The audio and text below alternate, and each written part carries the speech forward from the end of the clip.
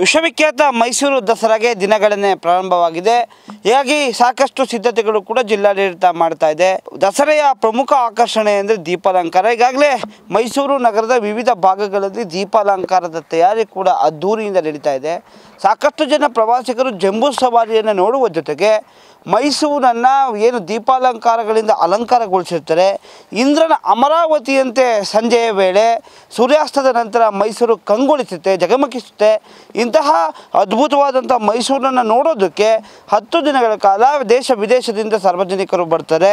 ಬರುವಂತಹ ಪ್ರವಾಸಿಗರಿಗೆ ಏನು ಮೈಸೂರಿನ ಚಾಮುಂಡಿ ಬೆಟ್ಟದ ಮೇಲೆ ವೆಲ್ಕಮ್ ಮತ್ತು ಸುಸ್ವಾಗತ ಅಂಥೇಳಿ ಇವೆರಡು ದೀಪಾಲಂಕಾರಗಳು ಕೈ ಬೀಸಿ ಕರೀತವೆ. ಹೀಗಾಗಿ ಆ ಒಂದು ತಯಾರಿ ಕೂಡ ಇವತ್ತು ಚಾಮುಂಡಿ ಬೆಟ್ಟದ ನಂದಿಯ ಆ ಏನು ವಿಗ್ರಹ ಇದೆ ಆ ಭಾಗದಲ್ಲಿ ನಡೀತಾ ಇದೆ. ನೀವು ಗಮನಿಸ್ಬೋದು, ಈಗಾಗಲೇ ಏನು ಸಾಕಷ್ಟು LED ಲೈಟ್ಗಳನ್ನ ಮಾಡಲಾಗಿದೆ.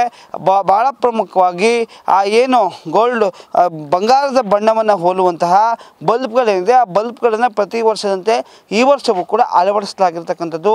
ಲಕ್ಷಾಂತರ ಬಲ್ಬ್ಗಳನ್ನು ಅಳವಡಿಸಲಾಗ್ತಾ ಇದೆ. ಭಾಳ ಪ್ರಮುಖವಾಗಿ ಸಂಜೆಯ ವೇಳೆಗೆ ಏನು ಅಲಾರಾಮ್ನ ಸೆಟ್ ಮಾಡಿರ್ತಾರೆ, ವೆಲ್ಕಮ್ ಮತ್ತು ಸುಸ್ವಾಗತ ಅಂತೇಳಿ ತನಗೆ ತಾನೇ ಆಟೋಮೆಟಿಕ್ ಆಗಿ ಈ ಒಂದು ದೀಪಾಲಂಕಾರ ಉಜ್ವಲಗೊಳ್ತದೆ. ಹಾಗೂ ತದಾದ ನಂತರ ಈ ಬಾರಿ ಇದರ ಜೊತೆಗೆ ಭಾಳ ಪ್ರಮುಖವಾಗಿ ಏನು ದೇವಿಯನ್ನು ಹೋಲುವಂತಹ ವಿಗ್ರಹ ಏನು ದೀಪಾಲಂಕಾರವನ್ನು ಕೂಡ ಈ ಕಳೆದ ಬಾರಿಯಿಂದ ಮಾಡಲಾಗ್ತಾ ಇದೆ.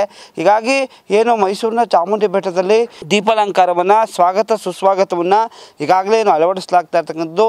ಹೀಗಾಗಿ ಇದರ ಜೊತೆ ಮೈಸೂರು ನಗರದ ವಿವಿಧ ಭಾಗಗಳಲ್ಲೂ ಕೂಡ ದೀಪಾಲಂಕಾರವನ್ನು ಮಾಡಲಾಗಿದೆ.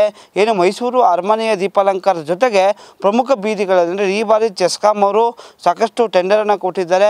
ಏನು 60-70 ಕಿಲೋಮೀಟರ್ಗೆ ಹೆಚ್ಚು ದೀಪಾಲಂಕಾರವನ್ನು ಮಾಡಬೇಕು ಅಂತೇಳಿ. ಹೀಗಾಗಿ ಈ ನಿಟ್ಟಿನಲ್ಲಿ ಏನು ದಸರಾವನ್ನು ಮತ್ತಷ್ಟು ರಂಗುಗೊಳಿಸುವಂಥ ನಿಟ್ಟಿನಲ್ಲಿ ಈಗಾಗಲೇ ಎಲ್ಲ ಸಿದ್ಧತೆಗಳನ್ನು ಕೂಡ ಜಿಲ್ಲಾಡಳಿತ ಮಾಡ್ತಾ ಇದೆ ಅಂತ ಹೇಳ್ಬೋದು. ಕ್ಯಾಮರಾಮನ್ ಸತೀಶ್ ಜೊತೆ SS ಮತ್ತು ನ್ಯೂಸ್ ಕನ್ನಡ, ಮೈಸೂರು.